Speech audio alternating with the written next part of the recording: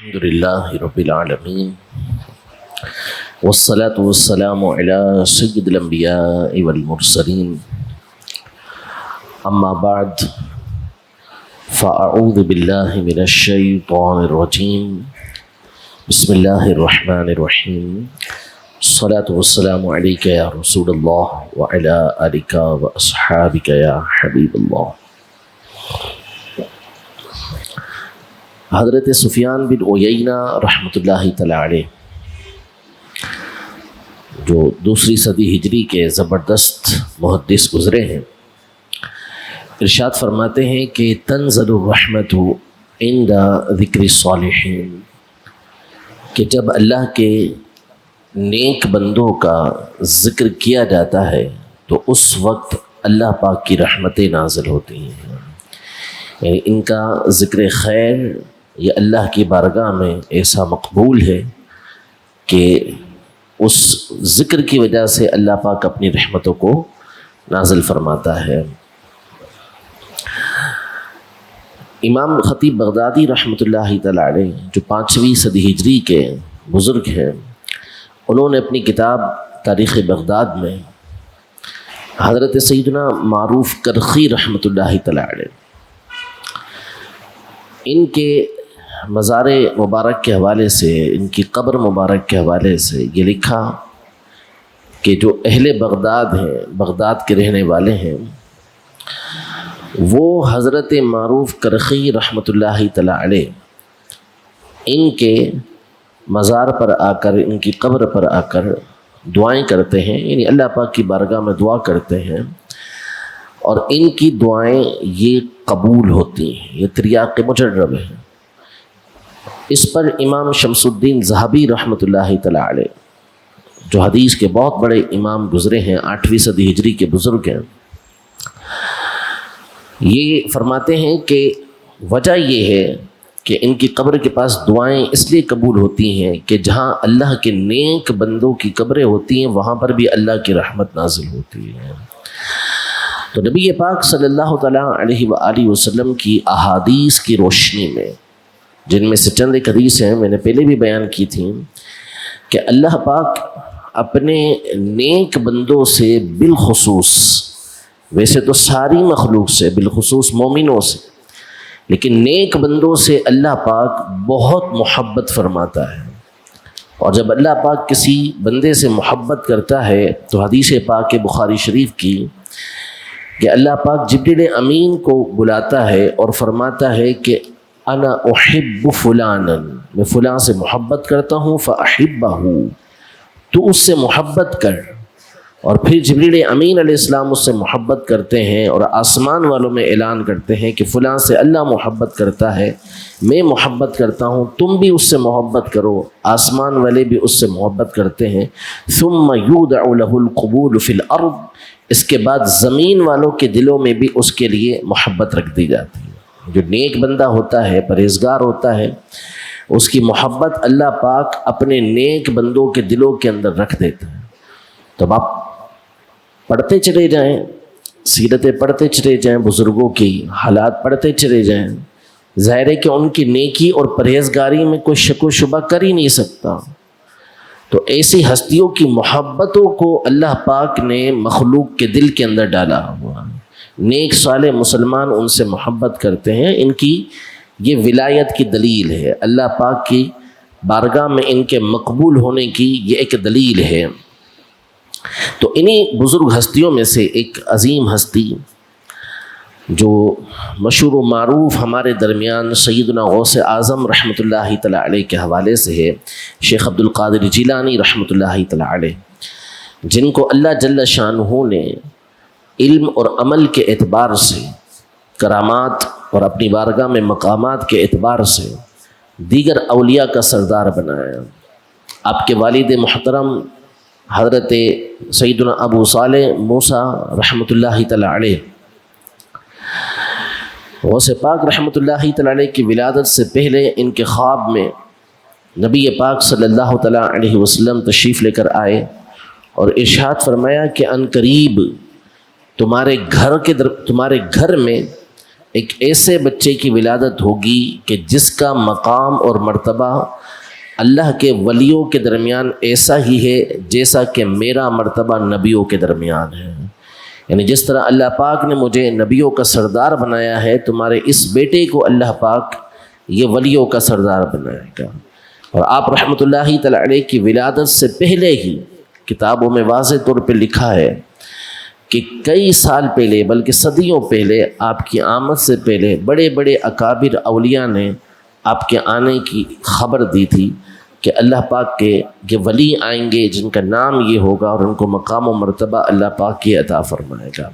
حضور سیدنا غوث پاک رحمۃ اللہ تعالی علیہ کے حوالے سے حضرت علامہ علی قاری، ملا علی قاری رحمۃ اللہ تعالی علیہ، جو حنفیوں کے زبردست عالم دین ہیں، سن 1014 میں ان کا انتقال ہوا. ملا علی قاری رحمۃ اللہ تعالی علیہ کا یہ اپنی کتاب کے اندر دیگر کئی کتابوں کے حوالے سے لکھتے ہیں کہ حضور سیدنا غوث پاک رحمۃ اللہ تعالی علیہ نے بغداد کے منبر پر بیٹھ کر اس بات کا اعلان فرمایا کہ قدمی ہذہ علی رقبۃ کل ولی اللہ، کہ میرا یہ قدم اللہ پاک کے ہر ولی کی گردن کے اوپر ہے. یعنی جو اللہ کے اولیاء ہیں، تابعین کے بعد جو آئے ہیں، جن کو ہم اللہ کا ولی کہتے ہیں، ان تمام کے اوپر اللہ جل شانہ نے حضور سیدنا غوث اعظم رحمۃ اللہ تعالی علیہ کو فضیلت عطا فرمائے. حضور غوث پاک رحمۃ اللہ تعالی علیہ بہت بڑے عالم دین تھے. یعنی جہاں آپ کا عمل ایسا تھا کہ آپ کے حالات زندگی کے اندر یہ لکھا گیا کہ آپ نے 25 سال تک، اور ایک روایت کے مطابق 40 سال تک، عشاء کے وضو سے آپ نے فجر کی نماز ادا کی.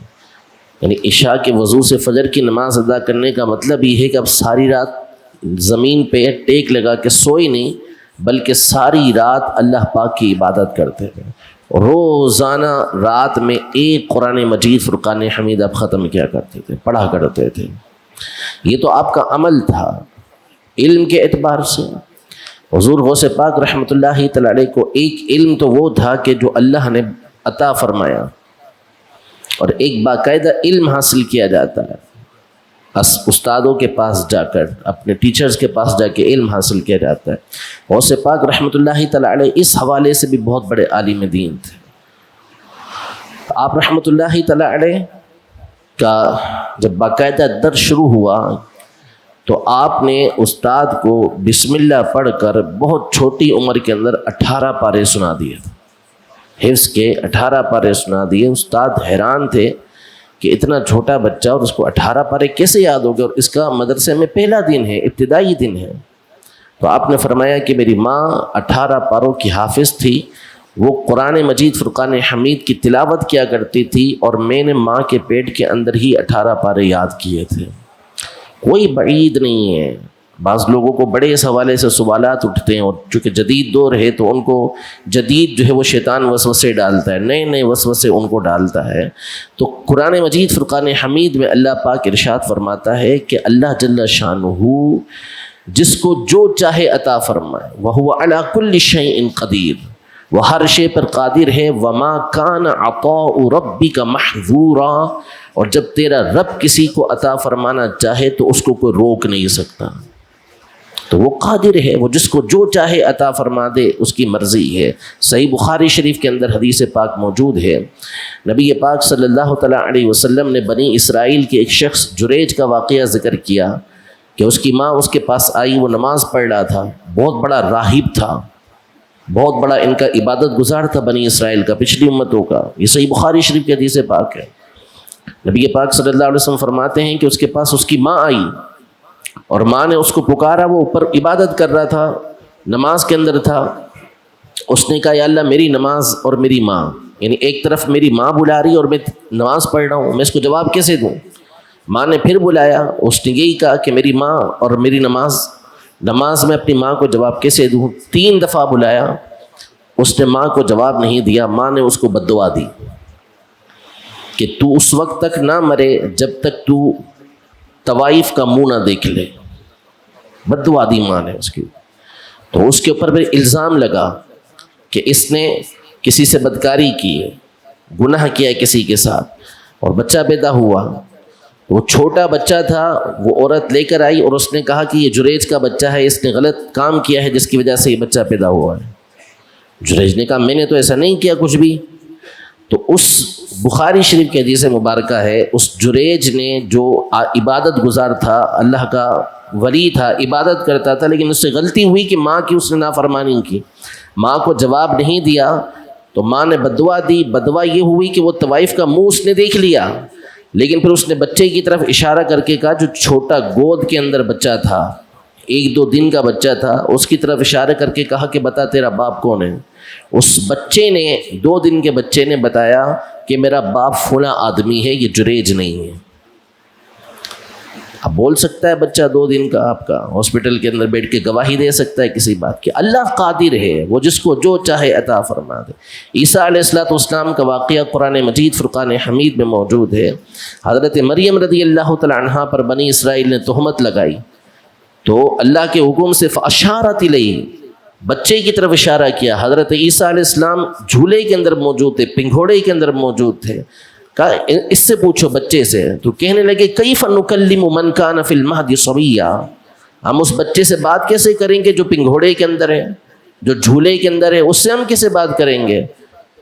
تمہاری شادی نہیں ہوئی۔ مریم رضی اللہ تعالی عنہا سے کہا اور یہ بچہ کہاں سے آ گیا؟ وہ اللہ کی عطا سے آیا تھا، اللہ پاک نے عطا کیا تھا، جبریل امین کو بھیجا تھا، انہوں نے پھونک ماری، حضرت عیسیٰ علیہ السلام کی ولادت ہو گئی۔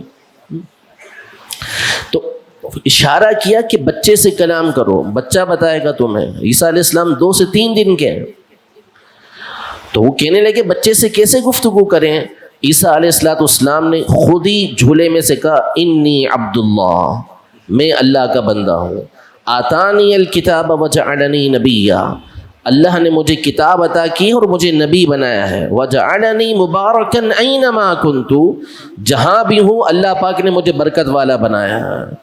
اور پوری آپ نے ایک تقریر جو ہے وہ ان کے سامنے کی۔ تو ہیں 2 دن کے ہیں، 3 دن کے ہیں عمر میں، لیکن اللہ پاک کی عطا سے کلام کر رہے ہیں، گفتگو کر رہے ہیں۔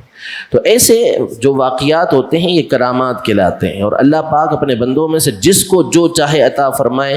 سورہ بنی اسرائیل میں اس نے واضح فرما دیا کہ وما کان عطاء ربک محظورا، کہ جب تیرا رب کسی کو عطا کرنا چاہے تو ہے کون جو اس کو روک سکے گا، رکاوٹ ڈال سکے گا؟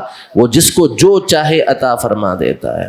تو حضور غوث پاک رحمۃ اللہ تعالی علیہ چھوٹی سی عمر کے اندر ماں کے پیٹ سے ہی 18 پارے یاد کر کے اپنے استاد کے سامنے سنا دیے، اور اس کے بعد پھر آپ باقاعدہ جب جاتے تھے پڑھنے کے لیے تو آپ خود ارشاد فرماتے ہیں، کسی نے پوچھا کہ آپ کو کب پتہ چلا، کب معلوم ہوا آپ کو کہ آپ کو اللہ نے ولایت کا مرتبہ عطا فرمایا؟ فرمایا 10 سال کی عمر میں جب میں پڑھنے کے لیے مدرسے جاتا تھا تو میرے ساتھ فرشتے آتے تھے اور آوازیں لگاتے تھے کہ اللہ کے ولی کے لیے راستہ کشادہ کر دو، راستہ کھول دو۔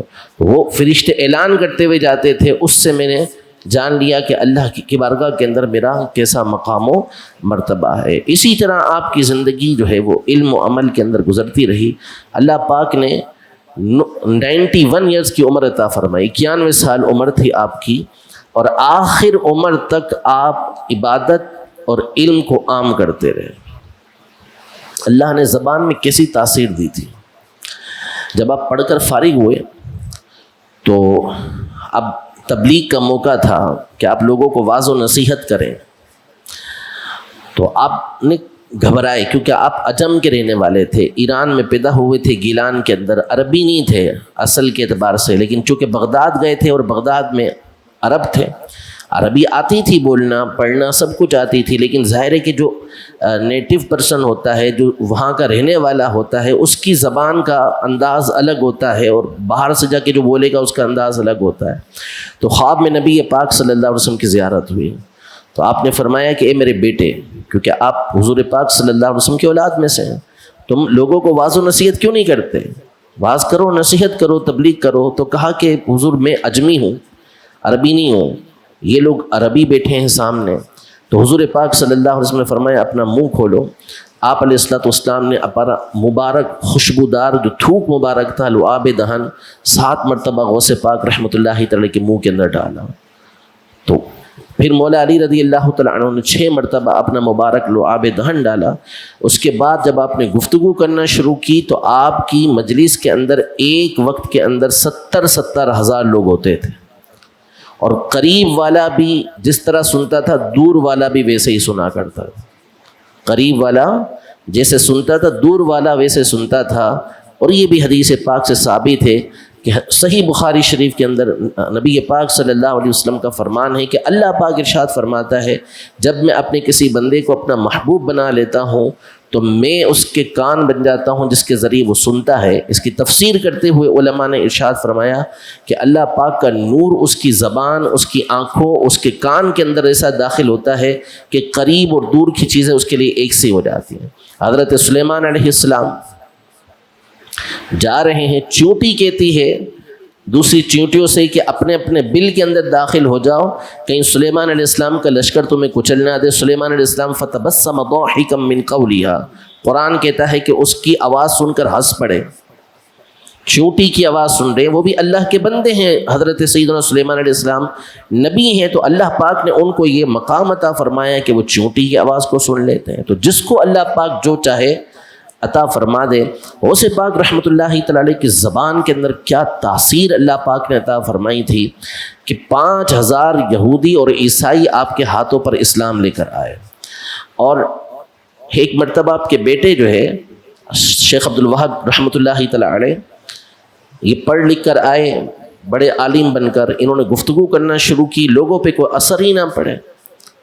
غوث پاک کی جگہ بیٹھے اور گفتگو کرنا شروع کی، کوئی اثر ہی نہ پڑے. غوث پاک رحمۃ اللہ تعالی علیہ اپنے مکان سے باہر آئے، لوگوں سے، چونکہ آپ جب گفتگو کرتے تھے تو لوگ رویا کرتے تھے، دھاڑے مار مار کے روتے تھے، توبہ کرتے تھے اپنے گناہوں سے. ہزاروں لوگوں نے آپ کے ہاتھ پر توبہ کی. تو آپ رحمۃ اللہ تعالی کی زبان کے اندر تاثیر ایسی دی تھی کہ جو جملہ بولتے لوگوں پہ اثر کرتا. آپ نے صرف اتنی گفتگو کی کہ عبد الوہاب کی والدہ نے آج روٹیاں اٹھا کر ادھر رکھی اور کچھ بھی نہیں بولا، لیکن آپ کی زبان سے یہ جملہ نکلنا تھا، لوگ دھاڑے مار کے رونے لگ گئے، حالانکہ کوئی وجہ نہیں تھی، لیکن زبان کی رقت ایسی تھی کہ لوگوں کے دلوں کے اوپر اثر کر گئی اور لوگ رونا دھونا انہوں نے شروع کر دیا. تو یہ اللہ پاک کے ولی ہوتے ہیں، اللہ پاک کے پرہیزگار اور نیک بندے ہوتے ہیں جن کو اللہ پاک کے مقام اور مرتبہ عطا فرماتا ہے. تو ان کی سیرت پر ہمیں چلنا چاہیے، کیونکہ ہم دعا کرتے ہیں صراط الذین انعمت علیہم، ہمیں ان کے راستے پر چلا جن پر تو نے انعام کیا. کون ہیں انعام والے؟ کس پر انعام کیا؟ تو خود قرآن فرماتا ہے انعم اللہ علیہم من النبیین والصدیقین والشہداء والصالحین.